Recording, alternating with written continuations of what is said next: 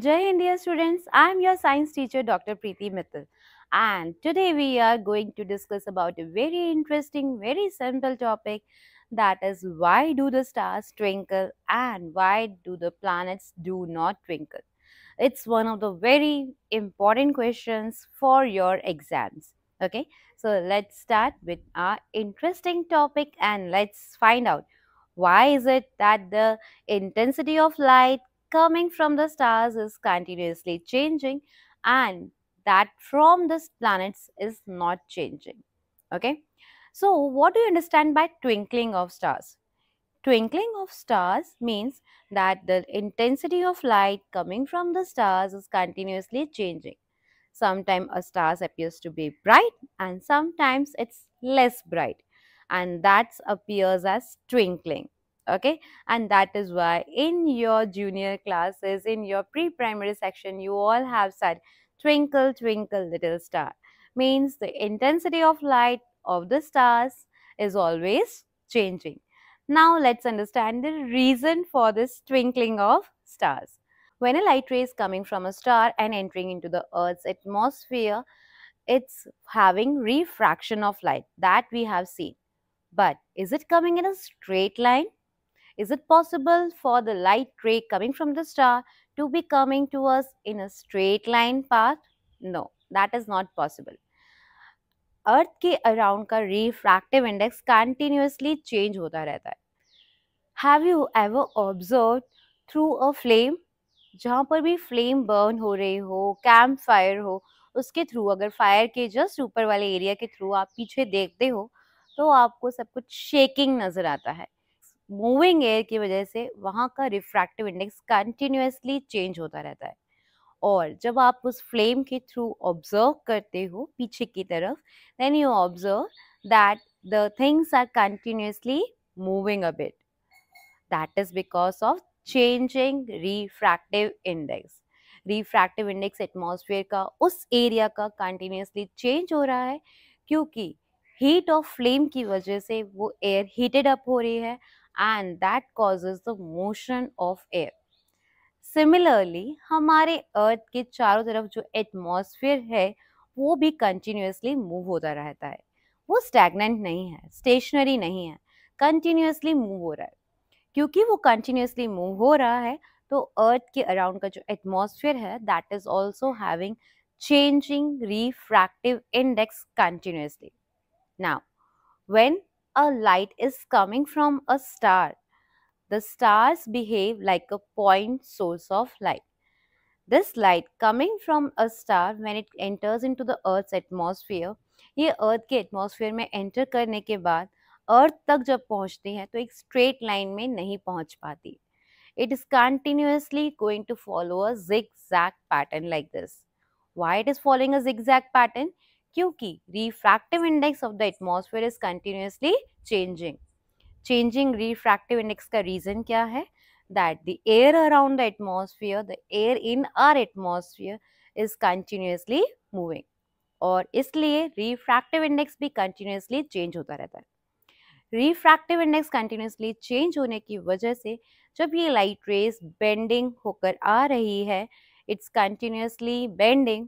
So sometimes what happens, जो number of light rays है that is entering into the eyes of an observer, suppose you are observing the stars, तो कभी ये light ज़्यादा amount में हमारी light eyes में एंटर करेंगी and at that time the stars appears to be having a bright light. It appears to be brighter.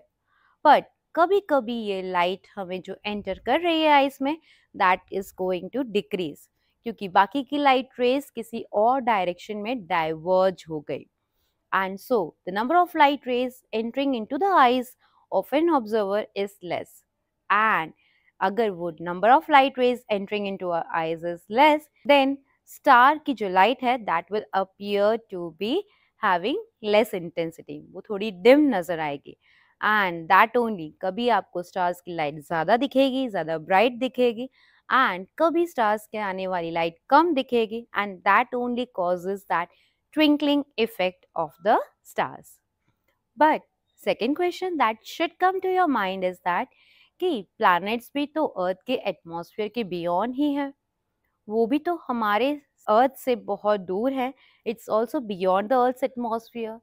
तो stars से जो लाइट आ रही है वो ट्विंकल कर रही है, तो प्लैनेट से आने वाली लाइट ट्विंकल क्यों नहीं करती? उसका भी तो चेंजिंग रिफ्रैक्टिव इंडेक्स होगा। एंड अगर चेंजिंग रिफ्रैक्टिव इंडेक्स है तो प्लैनेट्स भी तो हमें ट्विंकल करते हुए नजर आने चाहिए, बट प्लैनेट्स हमें ट्विंकल करते हुए नजर नहीं आते। If you haven't observe that, just try to observe the planets in the night sky. जो प्लैनेट्स होंगे वो आपको ट्विंकलिंग करते हुए दिखाई नहीं देंगे, उनसे आने वाली लाइट हमेशा आपको कांस्टेंट, हमेशा आपको कंटिन्यूअसली दिखाई देती रहेगी। And the reason for that will let know right now. What happens, the stars are too far from us. क्योंकि वो हमसे बहुत दूर हैं, इसलिए हमें वो एक single point source of light की तरह ऑब्जर्व होते हैं। बट जो प्लैनेट्स हैं, प्लैनेट्स हमारे अर्थ के काफी पास हैं, और जब प्लैनेट से लाइट अर्थ तक आती है तो ये प्लैनेट्स एक single point source of light की तरह नहीं बिहेव करते। They behave like multiple points from which light is entering into the earth's atmosphere. क्योंकि ये मल्टीपल पॉइंट्स हैं, तो इनमें से अगर कुछ पॉइंट से आने वाली लाइट कम हो जाती है तो सम अदर पॉइंट से जो लाइट आ रही है वो इंक्रीज हो जाती है। एंड टोटल इफेक्ट जो होता है चेंजिंग इंटेंसिटी ऑफ लाइट का, वो हमारे लिए कैंसल आउट हो जाता है, नलीफाई हो जाता है, या फिर जीरो हो जाता है। मतलब ये रिफ्रैक्टिव इंडेक्स चेंज हो रहा है, एटमॉस्फेयर कंटिन्यूअसली मूव हो रहा है, और प्लैनेट से आने वाली लाइट भी कंटिन्यूअसली जिगजैग पैटर्न ही फॉलो कर रही है।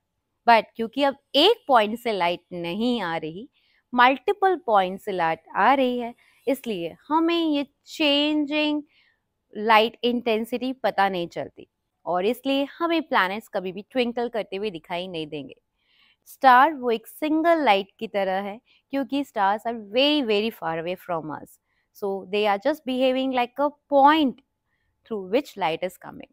बट क्योंकि प्लैनेट्स अर्थ के काफी पास में है, इसलिए they behave like multiple points through which light is coming to us.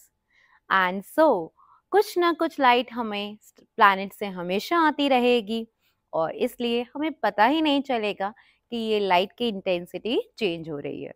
Okay, and by that we can easily find out why do the stars twinkle and why do the planets do not twinkle. I hope you are clear with this topic and it was easy to understand.